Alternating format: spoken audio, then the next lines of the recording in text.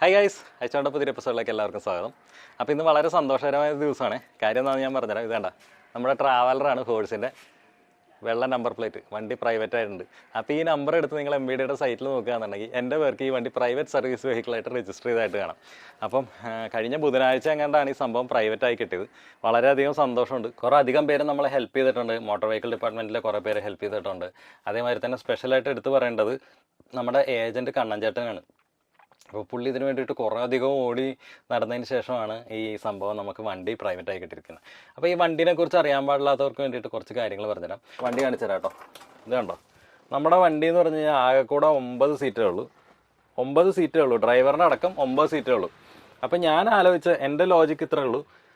ഞാൻ ആലോചിച്ചത് എന്താണെന്ന് വെച്ച് കഴിഞ്ഞാൽ, ഇപ്പോൾ നമ്മുടെ വണ്ടിക്ക് 9 സീറ്റാണുള്ളത്. അതേമാതിരി ഒരു ഇന്നോവ എടുക്കണം. ഇന്നോവ എടുക്കുകയാണെന്നുണ്ടെങ്കിൽ ഇന്നോവയ്ക്ക് 7 സീറ്റേ ഉള്ളൂ.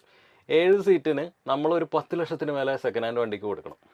എൻ്റെ ലോജിക്ക് അതായിരുന്നു. അപ്പോൾ ഇന്നോവയ്ക്ക് 10 ലക്ഷം കൊടുക്കണ നേരത്തിന് നമ്മൾ ഈ വണ്ടി ഒരു 6 ലക്ഷത്തിന് താഴെയാണ് നമ്മൾ ഈ വണ്ടി എടുത്തത്.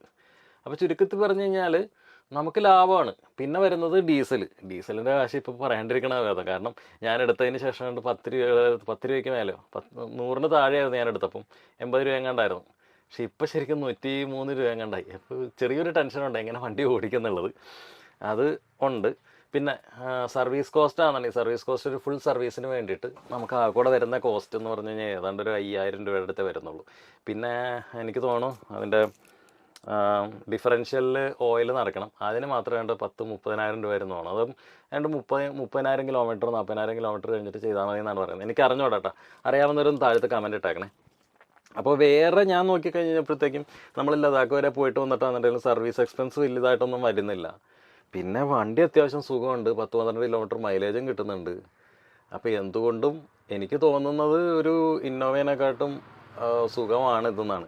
പക്ഷേ നമ്മുടെ മോട്ടോർ വെഹിക്കിളിലെ ഡിപ്പാർട്ട്മെൻറ്റിലെ നമ്മുടെ സാർമാരെയൊക്കെ ചോദിച്ചത് ഇത്രയും മെയിൻ്റനൻസ് ഉള്ള വണ്ടി എങ്ങനെ എടുക്കണേ, എന്തിനാണ് എടുക്കണേ, ഇത്രയും ഡീസൽ കുടിക്കുന്ന വണ്ടി എങ്ങനെയാണ്. അപ്പം ഞാനും എന്നിട്ട് അവരുടെ അടുത്ത് ഡയറക്റ്റായിട്ട് സംസാരിച്ചു.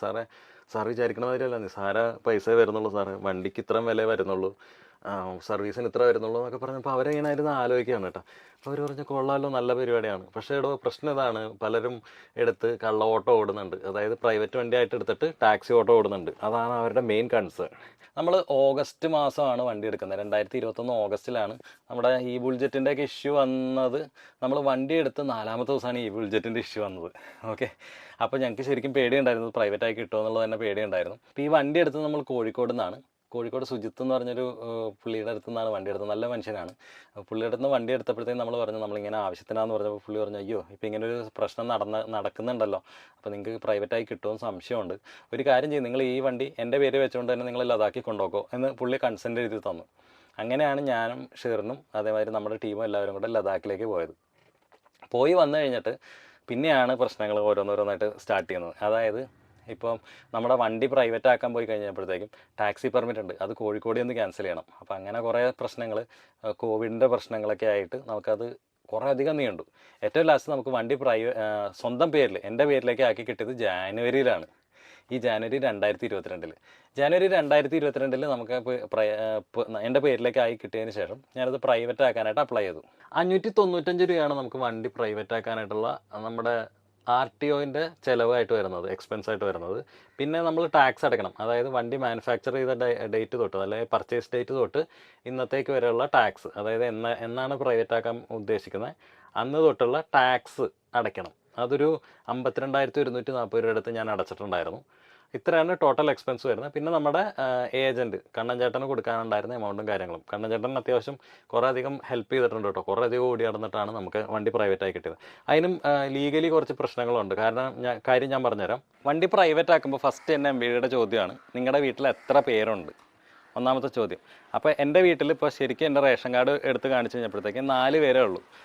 അപ്പം രണ്ടാമത്തെ ചോദ്യം വരുന്നതാണ്, 4 പേരുള്ള വീട്ടിൽ എന്തിനാണ് ഇത്രയും വലിയ വണ്ടി? രണ്ടാമത്തെ ചോദ്യമാണ്. അപ്പോൾ ഇതെങ്ങനെയൊക്കെ ചോദിച്ചപ്പോഴത്തേക്കും ഞാനും വിചാരിച്ചിട്ട് ഇതൊക്കെ എന്താണ്. അപ്പോൾ അങ്ങനെ ആകുമ്പോഴത്തേക്കും നമ്മുടെ വീട്ടിൽ 2 പേരേ ഉള്ളൂ. ഇപ്പോൾ ഞാനും എൻ്റെ വൈഫുമാണ് എൻ്റെ വീട്ടിലുള്ളതെന്നുണ്ടെങ്കിൽ നമുക്കൊരു കാർ മേടിക്കാൻ പറ്റില്ല എന്നൊക്കെയുള്ള ചോദ്യങ്ങളൊക്കെ എൻ്റെ മനസ്സിൽ വന്നു. പിന്നീടാണ് നമ്മുടെ MVDയിലെ നമ്മുടെ ഓഫീസർമാരൊക്കെ പറഞ്ഞു കഴിഞ്ഞപ്പോഴത്തേക്കാണ് മനസ്സിലായത്. അതായത് പലരും ചെയ്യുന്നതെന്ന് വെച്ച് കഴിഞ്ഞാൽ, ഇതിപ്പോൾ ഈ വണ്ടി ടാക്സി ആയിരുന്നപ്പോഴത്തേക്കും 3 മാസം കൂടുമ്പോൾ 4700 രൂപ അടുത്താണ് ഇതിന് ടാക്സ് അടച്ചുകൊണ്ടിരുന്നത്. 3 മാസം കൂടുമ്പോൾ 4700 രൂപ ടാക്സ് അടയ്ക്കണം. അപ്പോൾ പലരും ചെയ്യുന്നത് എന്താ വെച്ച് കഴിഞ്ഞാൽ ഇങ്ങനത്തെ വണ്ടി പ്രൈവറ്റ് ആക്കിയിട്ട് ടാക്സി ഓടും, പ്രൈവറ്റായിട്ട് ആക്കിയിട്ട് ടാക്സി ഓടിക്കും. അപ്പോൾ കള്ള ടാക്സി എന്നാണ് അതിന് പറയണത്. അപ്പോൾ ഇങ്ങനെ കുറേ അധികം ഇഷ്യൂസ് നടക്കുന്നുണ്ടെന്നാണ് അവർ പറയുന്നത്. അപ്പോൾ എൻ്റെ അടുത്ത് ചോദിച്ചു, നിങ്ങൾ പ്രൈവറ്റ് ടാക്സി ഓടിക്കാൻ വേണ്ടിയിട്ടാണോ?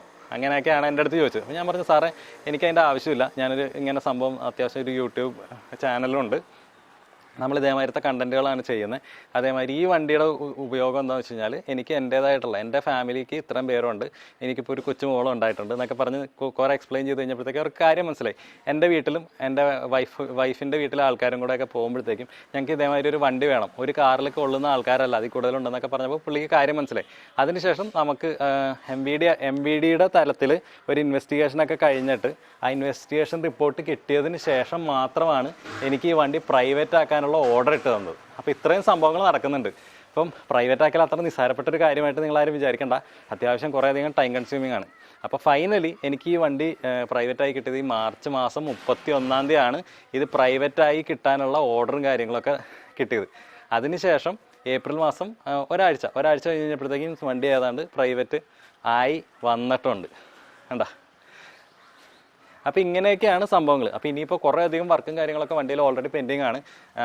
ഫസ്റ്റ് തന്നെ ഫ്ലോറിങ് വൃത്തിയാക്കാനുണ്ട്, പിന്നെ പൊക്കത്തു നിന്നുള്ള ലീക്കും കാര്യങ്ങളൊക്കെ വൃത്തിയാക്കാനുണ്ട്. അപ്പോൾ ഇത്രയും കാര്യങ്ങളൊക്കെ ചെയ്യാനുണ്ട്. ഇതാരാണിത്? ഒരു സുന്ദരക്കുട്ടം വന്ന് നിൽക്കണണ്ട. നമ്മളിനി ട്രാവലറിൽ എന്താണ് ചെയ്യാൻ പോണത്?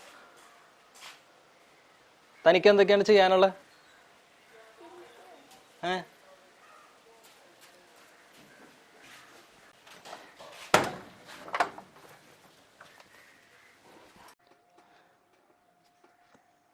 ഇത് കണ്ട, പുള്ളിയുടെ കംപ്ലീറ്റ് കളിസാധനങ്ങളും കാര്യങ്ങളൊക്കെ വണ്ടിക്കകത്ത് സ്റ്റോർ ചെയ്ത് വെച്ചേക്കാണ്.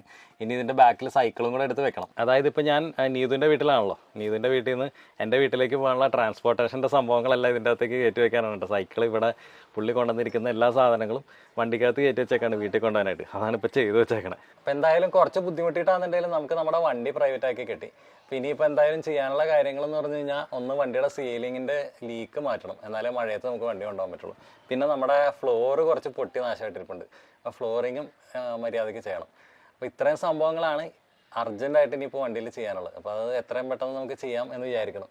അപ്പോൾ എന്തായാലും ഇത്രയുള്ള ഇന്നത്തെ വീഡിയോ. ഇത് കുറേ നാളായി കുറേ പേര് നമ്മുടെ അടുത്ത് ചോദിക്കുന്നു, എന്തായി ട്രാവലർ വിറ്റോ, ഇനി വിൽക്കാൻ പോകുന്നുണ്ടോ, വണ്ടിക്ക് വില കുറഞ്ഞ ആൾക്കാർ വരെ ഉണ്ട്.